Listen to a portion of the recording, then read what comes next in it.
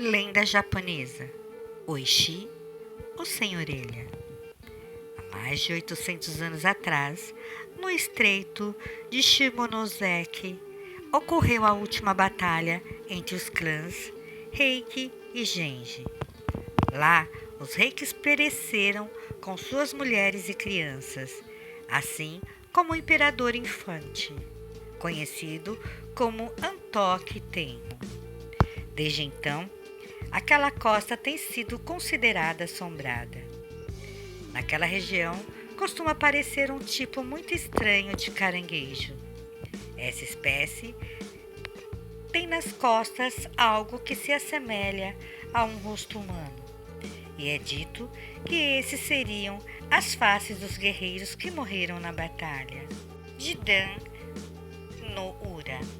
Contudo, essa não é a única coisa estranha da região. Nas noites escuras, milhares de luzes de fogo flutuam sobre a praia e as ondas. Luzes pálidas conhecidas pelos pescadores da região como onibi, e quando os ventos estão bravos, os gritos de batalha são ouvidos vindos do mar.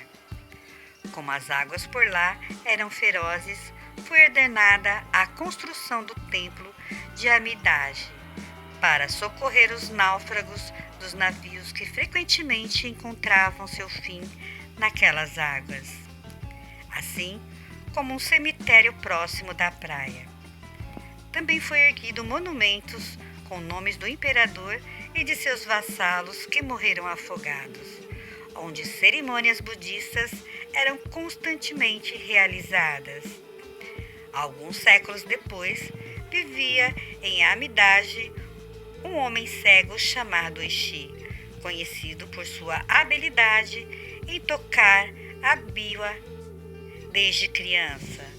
Ele fora treinado para recitar e tocar.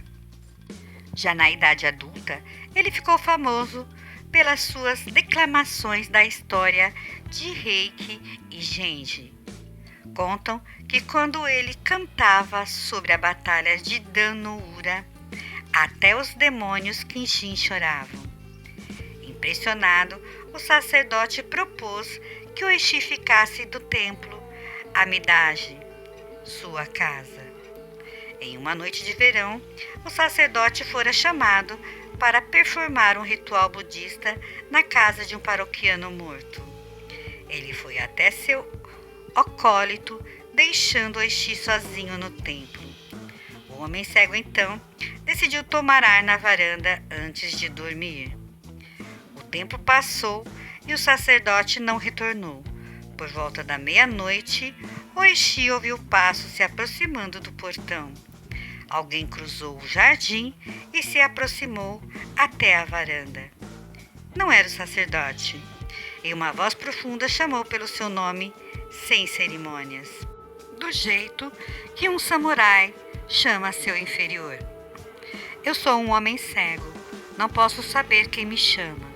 O samurai diz que foi mandado com uma mensagem de seu lorde em Akamagazeki, que desejava ver o local da batalha de Dan no Ura, e que, tendo ouvido a sua habilidade, ele desejava ouvir sua performance. E assim fez o músico. Seguiu o samurai e foram até um largo portal. Eles atravessaram o espaço de um jardim, subiram vários degraus e andaram por um interminável caminho de assoalho polido. Após toda a jornada, o poeta foi colocado de joelhos em uma almofada. Em seguida, uma mulher pediu a história de Heike, recitada, acompanhada pelo som da biwa. Oishi então levantou sua voz, entoando a canção, e assim seguiu para uma plateia maravilhada. Todos os ouvintes choravam de forma tão intensa e alta que Oishi ficou assustado. Quando os lamentos diminuíram, Oishi ouviu o chamado da mulher, que pediu para que ele se apresentasse todas as próximas 6 noites. Oishi então retornou ao templo pela manhã. mas sua ausência não foi notada, e tampouco o músico disse uma palavra sobre sua aventura noturna para o sacerdote. Na noite seguinte, o mesmo samurai retornou e, assim como na primeira vez, o poeta o acompanhou. Durante sua segunda visita, sua ausência foi notada e, após seu retorno, o Exu teve sua presença convocada pelo sacerdote. Nós ficamos preocupados, amigo Exu. Sair cego e sozinho tão tarde da noite é perigoso. O que não está nos contando? O Exu pediu perdão e disse que foi atender um assunto privado e não conseguiu fazê-lo em nenhuma outra hora. O sacerdote sentiu uma presença não natural e suspeitou de algo errado. Temeu que o Exu estivesse enfeitiçado ou iludido por algum espírito maligno. Não fez mais perguntas, mas instruiu os servos do templo para seguirem o Exu quando ele sair do templo. Na noite seguinte, quando o Exu iniciou sua jornada noturna, os servos o seguiram. Entanto, como era uma noite chuvosa e muito escura, eles o perderam. O Exu desapareceu.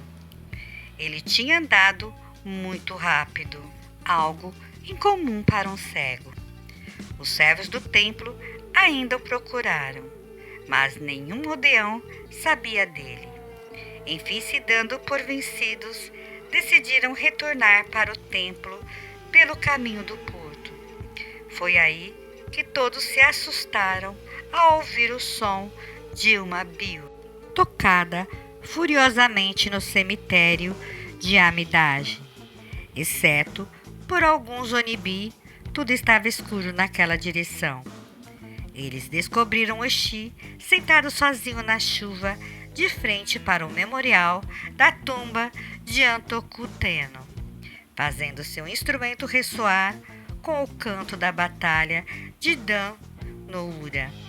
Atrás dele e em todo lugar acima das tumbas, os fogos dos mortos estavam queimando como velas.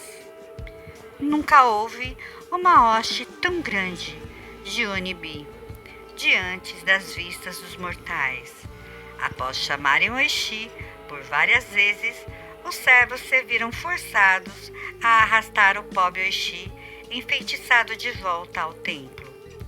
Chegando em Amidade, o Exu foi convocado pelo sacerdote, que desta vez ouviu toda a história. O sacerdote disse ao Exu que ele estava correndo grande perigo. Saiba que você não estava visitando nenhuma mansão, mas passando suas noites em um cemitério entre as tumbas de Reiki. Tudo o que você estava imaginando era uma ilusão, exceto o chamado dos mortos. Ao obedecê-los, você se colocou sobre o jugo deles. Caso se submeta novamente, eles irão parti-lo em pedaços. Então o Exu foi instruído de forma que não sucumbisse ao terrível destino. Foi escrito textos sagrados por todo o corpo de Exu e, além disso, o Exu teria que sentar na varanda durante a noite e permanecer imóvel. Ele ia ser chamado, mas não poderia responder e se mover. Caso contrário, seria partido em pedaços. Quando a noite chegou, o Exu se sentou na varanda, colocou sua biwa no assoalho ao seu lado e assumiu uma postura de meditação. Permaneceu imóvel por horas. Logo, escutou passos se aproximando e escutou a mesma voz profunda do samurai. Vindo diretamente à sua frente, o Exu permaneceu imóvel, enquanto o samurai o chamava. Por fim, a voz queixou-se sem resposta. Isso não vai servir. Tenho que ver onde esse cego se meteu. Então, Oishi ouviu o som pesado de passos sobre a varanda que pararam logo atrás dele. Uma voz ecoou perto dele. Aqui está a sua biwa. Mas do tocador de biwa eu só vejo 2 orelhas. Isso explica o motivo de não ter respondido. Ele não tinha boca para tal. Não há mais nada dele aqui, exceto 2 orelhas. Agora, para o meu senhor, essas orelhas eu levarei.